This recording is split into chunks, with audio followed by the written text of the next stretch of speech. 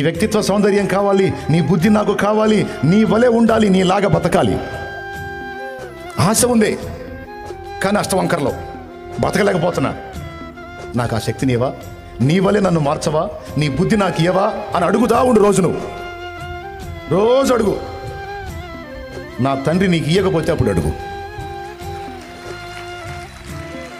సమస్యలకు పరిష్కారం అడుగుతావు, పరిశుద్ధాత్మ అభిషేకం అడుగుతావు, ప్రార్థనలో ఎన్నో విషయాల్లో జయం అడుగుతావు. మంచిదే, అడుగు. వాటన్నిటితో పాటు అన్నిటికంటే ముందు దేవా నీ బుద్ధిని నాకు ప్రసాదించు, నీ బుద్ధిని నాకు దయచేయి, నీ స్వభావాన్ని నాకు దయచేయమని నువ్వు అడుగు. మనం ఏదైనా సరే దేవునిని ఆశించి అడగకపోతే దేవుడు స్పందించడండి. ఆశ ఉండాలి, అడగాలి. ఏదైనా సరే అలా దేవుణ్ణి అడుగుటయే ప్రార్థన అంటే. వెళ్ళి ఆయన దగ్గర కూర్చొని ప్రతిరోజు కొంత సమయం నీ సమస్యలు ఎన్నో చెప్పుకోవాలని ఉంటుంది, దేవునికి చెప్పుకో. కానీ వాటన్నిటికంటే ముందు దేవా నీ బుద్ధిని నాకు ప్రసాదించు అని అడుగు. ఈ రోజు నుంచి నువ్వు అడుగు. ఇది ఒక బలమైన మాట అండి. ఈ ఒక్క మాటతో ఇంటికి పోవచ్చు నువ్వు. ఇక అయినా ఒక మాట చెప్తా. ఆ బుద్ధిని మన లోపలికి ప్రవేశపెట్టడానికి దేవుడు ఆశ కలిగి ఉన్నాడు. ఆ ఆశ ఎరిగిన నువ్వు అదే ఆశను ఆయన ముందు వ్యక్తం చేస్తే ఆమేన్ అంటాడు.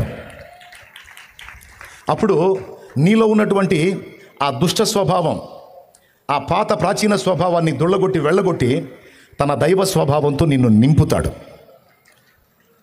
స్టార్టింగ్లో మనం ఎవరమి? మానవులమై. తర్వాత దుష్టుడి చేత శోధింపబడి ఏమయ్యాము? దుష్టులమయ్యాము.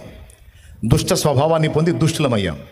అలాంటి మనల్ని ఇప్పుడు చేతుల్లోకి తీసుకొని ఆయన రక్తంతో కడిగి పరిశుద్ధపరిచి ఈ దుష్టులైనటువంటి పిల్లలలో ఉన్నటువంటి, ఈ అవిధేయత పిల్లలలో ఉన్నటువంటి, ఈ ఉగ్రత పాత్రమైనటువంటి ఘటముల్లో ఉన్నటువంటి ఆ దుష్టత్వం, అవిధేయత, ఉగ్రత పాత్రమైన నేరములన్నీ తొలగించి దేవుడు తన స్వభావాన్ని మనలో నింపటానికి పని చేస్తున్నాడు.